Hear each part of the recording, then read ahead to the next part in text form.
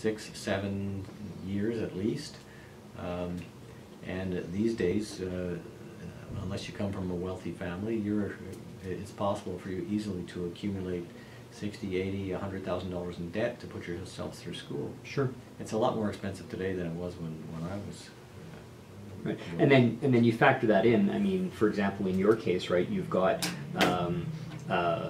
like you said, like you've got 3 years, 4 years of undergrad, 3 years of law school, then the articling, and then in your case, right, and in other lawyers, there's incredibly senior lawyers doing this. You've got 34 years worth of expertise, right? You know, I mean, at and again, cutting into your $84 and dividing these things up, you know. And the value of the expertise is that I take far less time to do a case than someone who's, say, 2 or 3 years at the bar.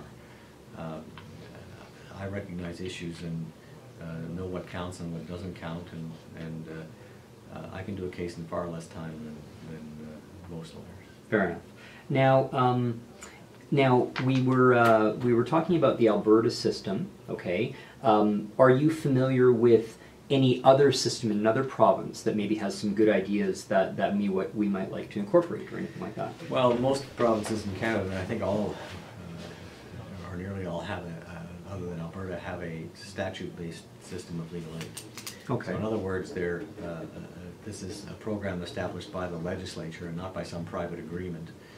And legal aid is not delivered in these other provinces by a private entity, a private corporation. Right. There's value in that because in legislation, there's an opportunity to establish criteria and to have the legislature set up a program that has public exposure, and that the budgeting of the legal aid has public exposure. Like right now we have no access to the budgeting process that takes place between legal aid and the Minister of Justice. This is public money, and there isn't any logical reason that I can see that this budgeting process shouldn't be open. We should know what legal aid is asking for, and we should know what legal aid is spending your money on, and we should know how much is administration, and we should know whether they're meeting their mandate, and information like that is hard to get in this province. Right. It's interesting. I actually had an easier time going through the financials of the Ontario group, right? Where in a year where crime actually went down and they put out less certificates, the administration side went up, right? And you can tell that directly from their financials. Right. You know? Yeah, exactly. So, Ontario has a certificate system similar to Alberta. They have had their issues. They essentially had not a strike, but a job action in 2009, and they wrested some significant concessions from the government, and the Criminal Lawyers Association in Ontario effectively became the bargaining agent for the criminal bar, and they were able to sit down at the table with the Ontario Minister of Justice, and they came to they developed a memorandum of understanding about legal aid, and they had improvements to their tariff, and those tariff improvements have continued to the point now where senior lawyers are getting nearly twice what Alberta lawyers get in big cases, and their financial eligibility guidelines, while not great, are higher than ours. So that has led to improvements in their system. There's still a lot of work that needs to be done, but for example, the Ontario legal aid budget is over 5 times larger than Alberta's, but we certainly don't have 5 times the population. Right. Fair enough. Okay. Now, you said that they came to a deal after a form of a job action. Yeah. Was that it then? That was just one deal, or does it come up again? It's a 5-year memorandum of understanding, and it's due to be renewed next spring. Oh, okay. All right. Fair enough. All right. That's interesting then.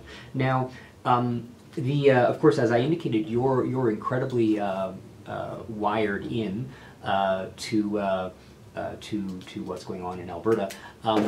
could you tell me that there was, I think, a form of a different type of job action, but one that did come up with the Calgary group and the Edmonton group. Okay, and of course you're very, very tightly involved in the Edmonton group. You're past president of the Edmonton group. But could you tell me about that? How did that work? What types of things? Well, we tried different things. We had a day of protest at the courthouse. Right. We organized a mass attendance at the annual meeting of the benchers of the Law Society of Alberta. You might have been there. I was. And we were permitted to address the benchers, and we made our case. They were largely supportive. The then president was very supportive. They recognized the issues surrounding the governance agreement we were talking about. I think in the long run, the Law Society would rather be out of legal aid. Right. It's not their mandate. You know, the Law Society is there to govern the profession, and they are obviously concerned with access to justice, and they certainly sponsor and operate pro bono programs. But this is legal aid is a completely different thing, and really what it is and what it's developed into and what it should be is a government social program. That's not something that the Law Society is equipped to run. And effectively, the Law Society does not have a tremendous influence on the operation of the legal aid system in this province. It was effectively, as I said, taken over by the Attorney General's Department. Because they control the budget, they really control the delivery of services. Okay, all right, that makes sense. Now, if somebody's contemplating a career in criminal law, right? I mean, this will be watched. You're obviously a pretty senior guy.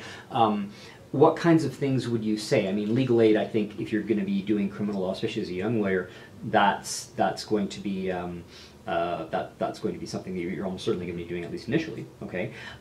What kind of advice would you give them for, say, the best way to attract clients and the best way to set up a practice, other than calling you up and asking for advice, right? Which I'm sure you'd be happy to do, right? Well, you know, if you want to be a criminal lawyer, you got to start in law school. Get involved in if there's a legal aid clinic program at your law school. Get involved in it. You learn a lot more there than you ever do sitting in a classroom. You want to, of course, look for an articling job with a criminal lawyer or with a criminal firm. If you are starting out as a young lawyer, yes, put your name on the legal aid roster. Attracting clients is difficult.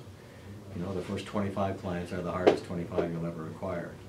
But if you can get 25 files going and you do good work on those files, you should work your tail off on those 25. Well, you'll have 25 more and 25 more after that. It's not a magic formula. You got to know your stuff and you got to work your ass off. Awesome. Straight shooting as always, Doris. All right, Doris, thank you very much for your help. I appreciate you taking time out of your day. Is that all you wanted? Well, it's what the concept is. Of course, Darcy's a good friend of mine. The camera's on, and now he's looking. We're gonna zoom back a little bit there. Darcy's a good buddy of mine, and the camera's still rolling there. But of course, the concept is, of course, to give advice to young lawyers, right? So naturally, this is exactly what we want. We got like a very senior guy, 35 years, very knowledgeable, and I really appreciate you taking time out of your day there, Darce, and it's good to see you again. Good to see you every time I'm up in Edmonton. You have a good day, pal. Okay, bye.